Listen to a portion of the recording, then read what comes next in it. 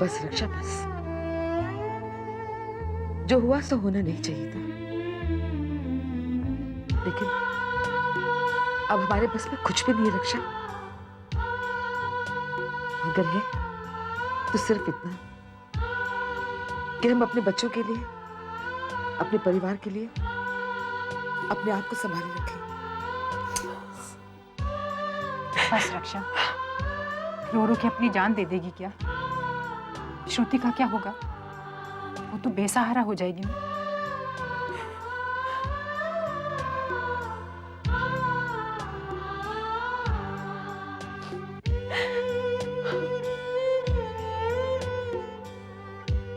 रक्षा, बरसों पहले हम तीनों इस घर में बहू बन के आए थे। एक साथ उम्र गुजारी हमने, लेकिन सपने में भी कभी नहीं सोचा था कि ऐसा अटूट बंधन तो इतना अटूट बंधन के जिसे तोड़ने के लिए पैसे की एक मार ही काफी थी। जैसे जैसे आप अमीर से और अमीर होती गई और हम गरीब, ये बंधन टूट गया। मगर रक्षा, आज हम तीनों में कोई फर्क नहीं है। हम तीनों ने बेटे खोए हैं और उनके लिए हम तीनों तड़प रहे हैं। कहते हैं हर दुख के पीछे एक सुख छुपा होता है। शायद यही वक्त हमें दोबारा एक कर दे।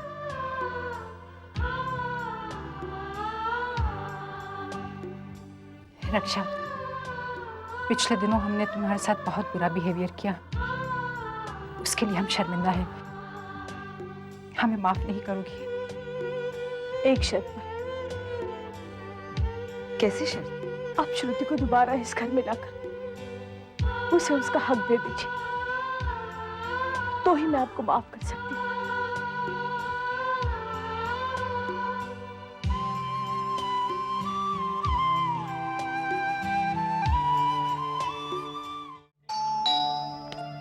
I'll get it.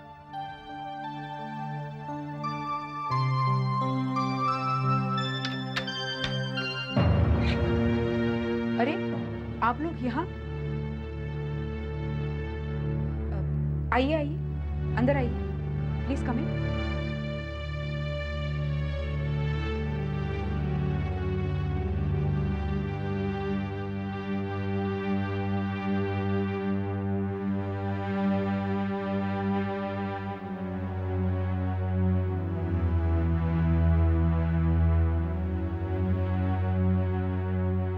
हम श्रुति को वापस ले जाने आए हैं। कहाँ? उसके अपने घर, अपने ससुराल। मैं कहीं नहीं जाऊंगी। क्यों? क्यों? ये आप मुझसे पूछ रही हैं? आपने क्या मुझे खिलौना समझ रखा है? जब जी चाहा इल्जाम लगाकर धक्के मार के मुझे घर से निकाल दो, और जब जी चाहा मुझे वापस लेने चली आई।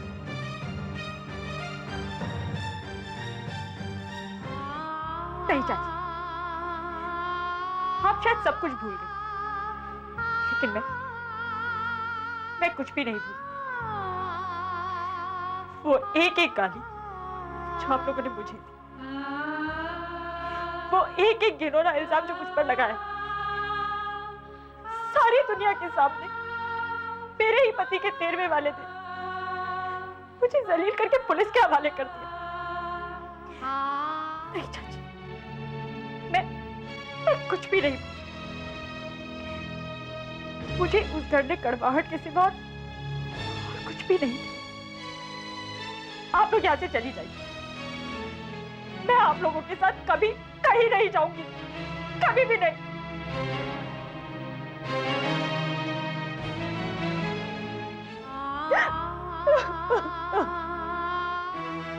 मेरे ख्याल में आप लोगों को श्रुति को यहाँ से ले जाने की बात भूल ही जानी चाहिए। कैसे भूल जाए? वो हमारी बहू है। अगर उसे अपनी मर्जी करने का हक है तो हमें उसे बात करने का हक है। उसके बाद चाहे वो कुछ भी करे। चलो भाभी। लेकिन मगर गायत्री जी, प्लीज कुछ देर के लिए आप हमें श्रुति के साथ अकेला छोड़ दें। उसकी नाराजगी हमारे साथ है, हम ही उसे दूर करेंगे।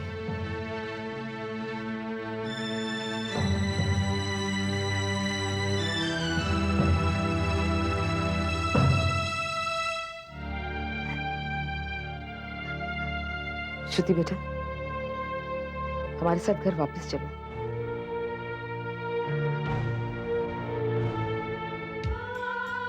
देखो बेटा, अगर तुम पुरानी कड़वाहट याद रखोगी ना, तो अपने आज में भी कड़वाहट भर दोगी तुम, और फिर जिंदगी तो मीठी यादों के सहारे जी जाती है ना। उस घर में तुम्हारी कितनी मीठी यादें हैं बेटा। उस घर ने तुम्हें पति का प्यार दिया है।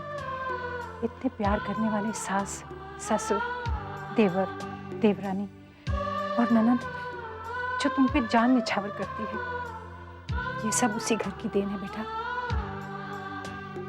बेटा, तुम तो उस घर में बहू बनकर आई थी ना। कहते हैं ससुराल की चौखट पर बहू डोली पे बैठ के आती है और अपनी अर्थी पे जाती है। ससुराल के साथ उसका नाता तो जन्म भर का होता है ना बेटा। किस नाते की बात कर रही हैं आप? ये नाता तब कहा गया था जब आप लोगों ने मुझे अपने घर से, अपने दिल से धक्के मार के निकाल दिया था। गलती हमारी है बेटा। जब छोटे गलती करते हैं ना, तो बड़ों से माफी मांगने में हिचकिचाते नहीं है, लेकिन जब बड़े गलती करते हैं, छोटे से माफी मांगना मुश्किल हो जाता है। देख बेटा, बड़े छोटों की हर गलती को माफ करते हैं। क्या तुम हमारी गलतियों को माफ नहीं करोगे?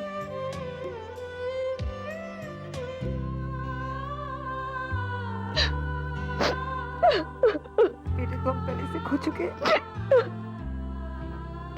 तो बहू का सुख भी छीनना चाहता है।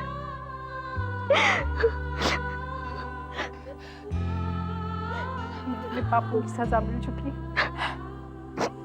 अब तू और हमें सजा मत दे। चल बेटा, हमारे साथ घर चल।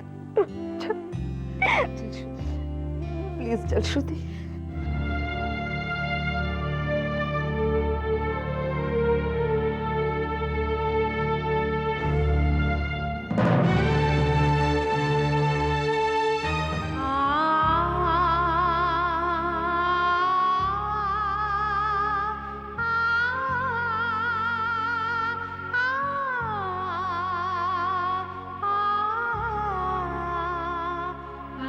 श्रुति हमारे साथ नहीं,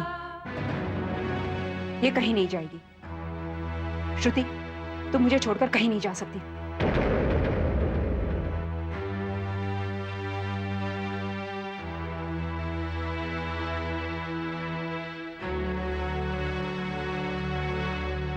दीदी, मैं आपको छोड़कर कहीं जा सकती हूँ भला? आप तो मेरी बड़ी बहन है, माँ के समान, है ना? आप ही बताइए, मैं अपने ससुराल को छोड़कर मायके में कैसे रह सकती हूँ? एक ना एक दिन हर लड़की को ससुराल तो जाना होता है ना। अब तुम अपनी बातों में मुझे बहलाने की कोशिश मत करो। मैं तो दीदी प्लीज। ठीक है, तुम जाओ। हमेशा हमेशा तुम्हारी खुशी में ही मेरी खुशी रही है ना। अगर तुम्हारी खुशी ससुराल रहने में है तो तुम जाओ, मैं तुम्हें नहीं रोकूंगी। लेकिन अपनी दीदी से मिलने को तो होगी ना।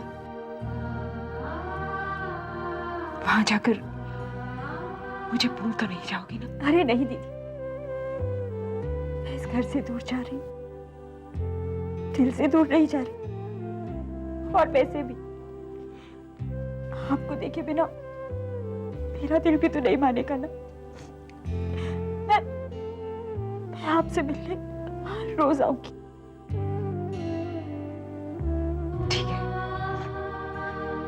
तो जा, लेकिन एक बात याद रखना बेटी कि तेरी इस दीदी का कोई अपना कहने को भी इस दुनिया में नहीं है सिवाय के तेरे। दीदी, इसे यहां से ले जाओ, ले जाओ इसे।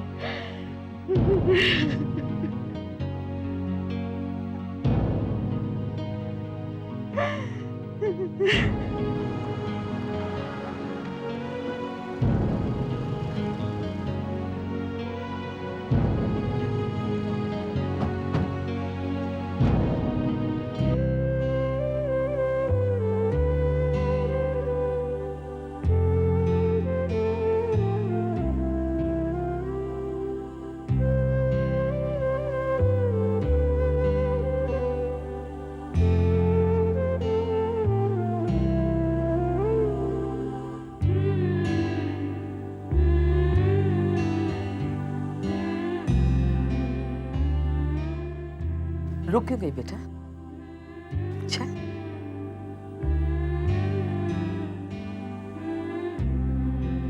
हाँ ये बात तो ठीक है, लेकिन मेरे ख्याल से भाई साहब हमें उन्हें साफ साफ कह देना चाहिए, अदरवाइज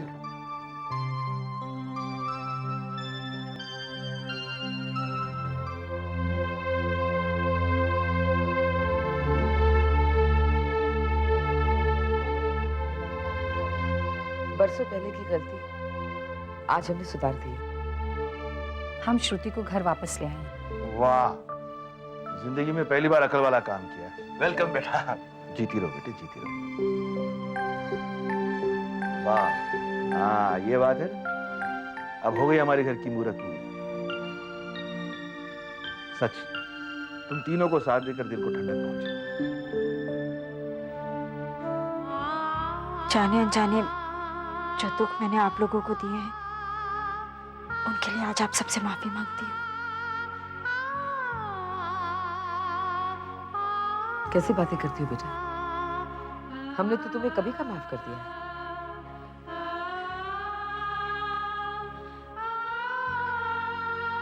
आप लोगों का दिल बहुत बड़ा है। बदला लेने की खातिर मैंने तो आप लोगों को बेघर करने तक का सोचा था।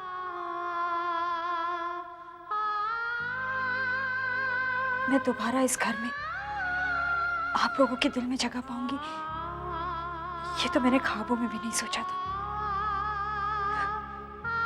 मेरी वजह से आपके बेटे आपसे अलग हो गए, मगर आप लोगों ने फिर भी मुझे माफ कर दिया, मुझे अपना लिया। क्योंकि बेटा तुम इंसाफ के लिए लड़ रही थी, और वैसे भी अपने गुनाहों की सजा काटकर प्रायश्चित कर लेने से दिल का बोझ हल्का होता है। इंसान एक नई जिंदगी जीता है। शायद हमारे बेटे भी सजा काटकर एक नई जिंदगी जिएंगे, और ये सब तुम्हारी वजह से बेटे।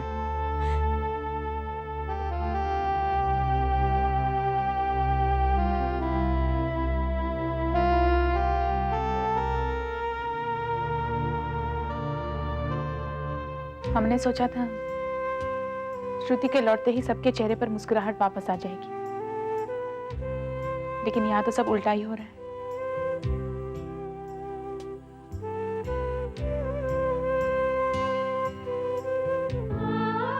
इन आंसुओं से शायद इसके वो दुख भी बह जाएंगे जो इसे हमसे मिले हैं।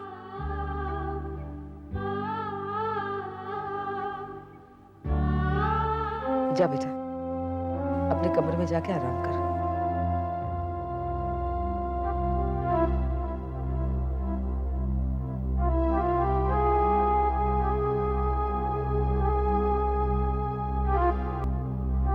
Thank you mamma.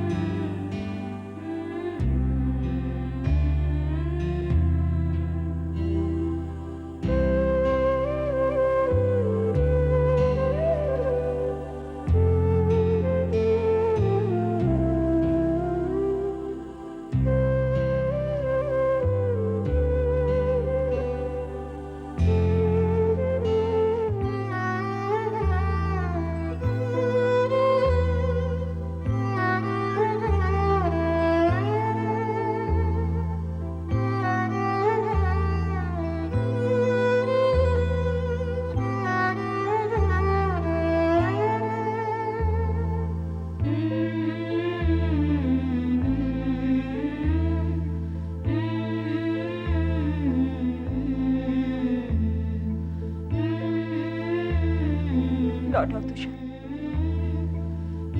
प्लीज लौटो। अब तो मैंने तुम्हें इंसाफ भी दिला दिया, अब तो लौटो। अगर तुम नहीं आ सकते मेरे पास तो मुझे बुला लो अपने पास। मैं तुम्हारे बिना नहीं जी सकती तुषार, नहीं जी सकती मैं तुम्हारे बिना। और जियो भी तो क्यों, किसके लिए? हमारे लिए।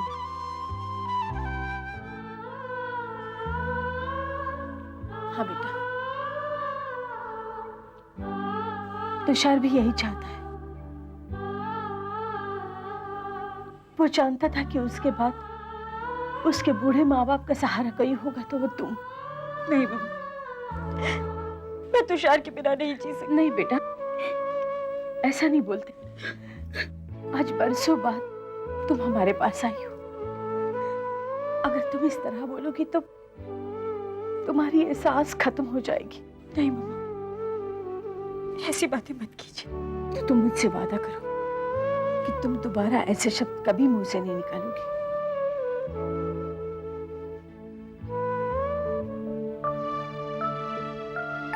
ये देखो, ये तुम्हारा कमरा मैंने वैसे ही रखा है जैसे बरसों पहले तुमने सजाया था। इसमें आज भी तुम्हारी और मेरे तुषार की खुशबू बसती है। बेटा, इन यादों को मैंने बरसों संजो कर रखा था। अब ये तुम्हारी जिम्मेदारी है।